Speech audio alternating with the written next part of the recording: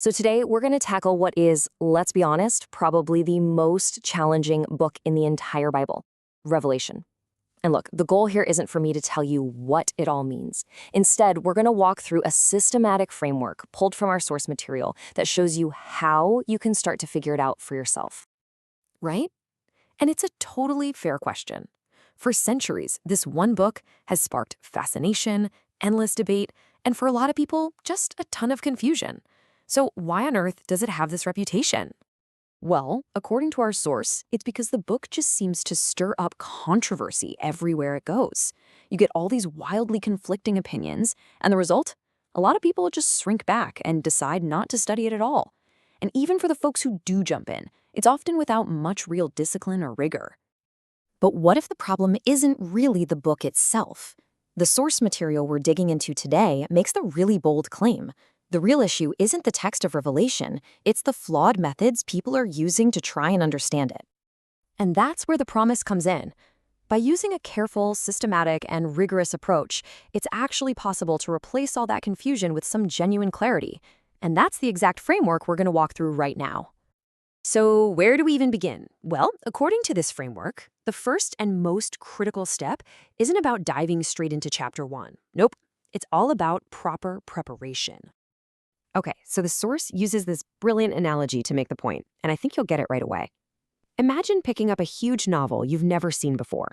Would you just flip to the very last chapter and start reading? Of course not. You'd be completely and utterly lost. And that is exactly the argument being made here. The Bible isn't just some random collection of books. Our source basically says you've got to see it as one single, unified story told across 65 books, all guided by one divine author. And that, right there, is the whole point.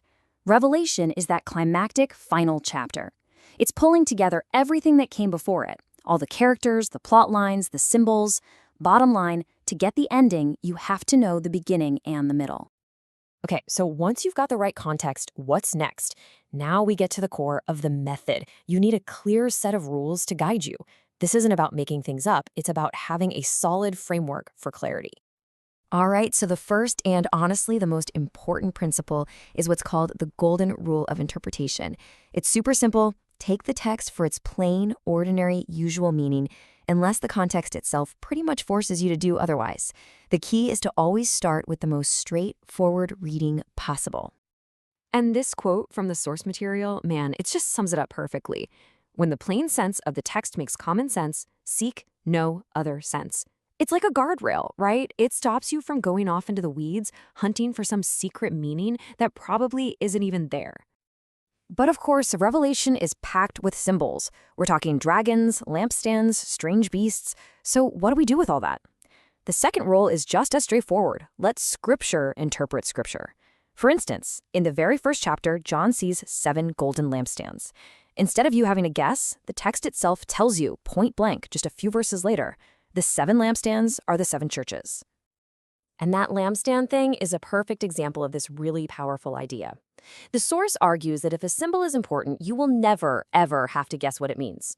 The definition will be right there in the Bible, a lot of times just a few lines away.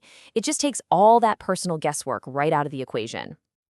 So how does that work in practice? Well, it's a really clear 3-step process. First, check the immediate context. Like with the lampstands, the answer is often right there.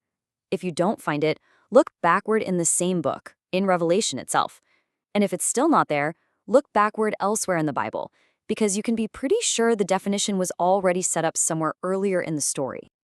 Okay, so we've got our prep work, we've got our rules, but, having the right tools is only half the battle. To actually use them right, you need a specific mindset. And that brings us to our third section, why you have to choose discipline over speculation. And this slide, it just lays out the 2 approaches side by side, and you can really see the difference. Speculation is just making it up as you go, right? Filling in the gaps with your own opinions, which only leads to more confusion. Discipline, though, that's about following consistent rules, protecting yourself from your own biases, and, being honest enough to just say, I don't know. And that leads right into this quote from the source, which I think is just fantastic. It really shows the kind of humility you need. The author says, when we don't get an answer, we're going to say, I don't know, and we're going to move on. I mean, the whole point is that it's way better to leave a question mark than to fill in the blank with your own made-up answer. So, we've covered the preparation, the rules, and the mindset. What's the ultimate goal of putting all this work in? Well, it all comes down to this: achieving an understanding that's actually based on the text, not on a bunch of guesswork. And here's the payoff. The whole idea is to avoid all that confusion and controversy that we talked about at the beginning. This method is designed to give you clarity and confidence because your understanding is anchored firmly in the text itself instead of being built on the, shifting sands of someone's personal opinion. So this method offers a clear path through a book that's famously tough to get through. But it kind of leaves us with a bigger question to chew on, right?